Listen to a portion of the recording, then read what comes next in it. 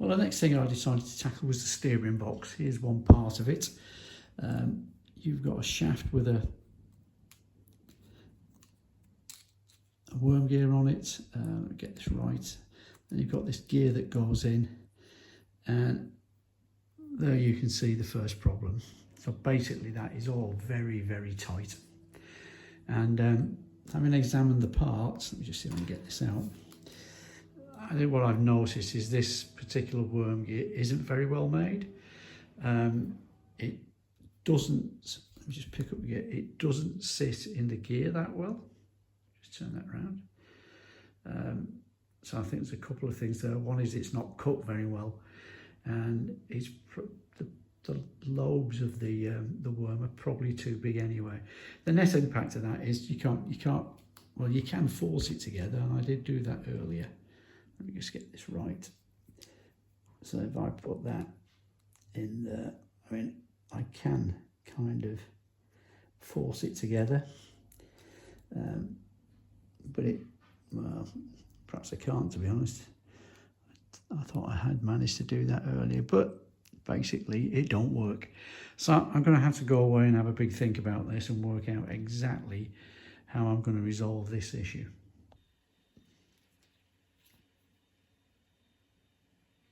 Well, I have to say I've been extremely lucky. This is the worm gear that comes with the kit and is mounted on the shaft, and it's 6.5mm in diameter and about 6mm long. What I managed to do is, in my workshop, I found a 6mm diameter worm gear, which was 10mm long, and I've cut that down to 7mm, and 7mm will fit in there, and it's a reasonable fit.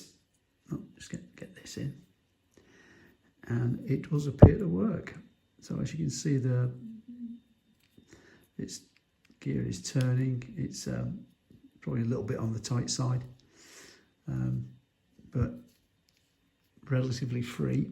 And then if I put the top on, oops, let me put that in first, and then drop that in there, it is still turning free. There's a little bit of pickup somewhere in there, but I can probably, that's gone now. Perhaps it's the gear picking up on the casing. As I noticed in the original design, there are washers on each end of this, but for me it's now, I suppose there's possibly enough there to put some very fine washers in. I shall go and find them and carry on with assembling the steering box. I'll come back when I've made a bit more progress.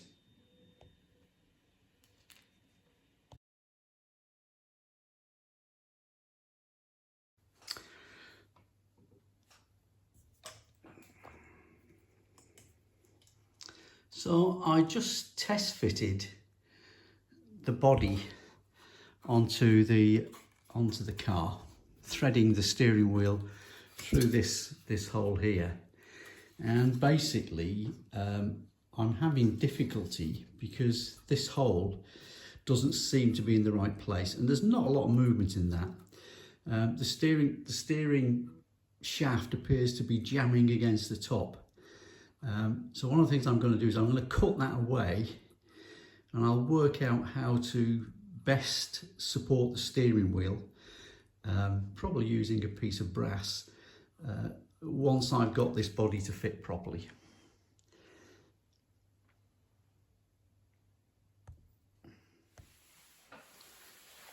I've been working on fitting the tub, and there's a few issues that came to light which I've now resolved, and I'll explain what those are. But first, one of the issues I had was just here, in that the steering box, there was no clearance. So as you can see, well, hopefully you can see, I've cut, I'll just bring that closer, I've cut a little notch out the chassis to give the steering box some clearance.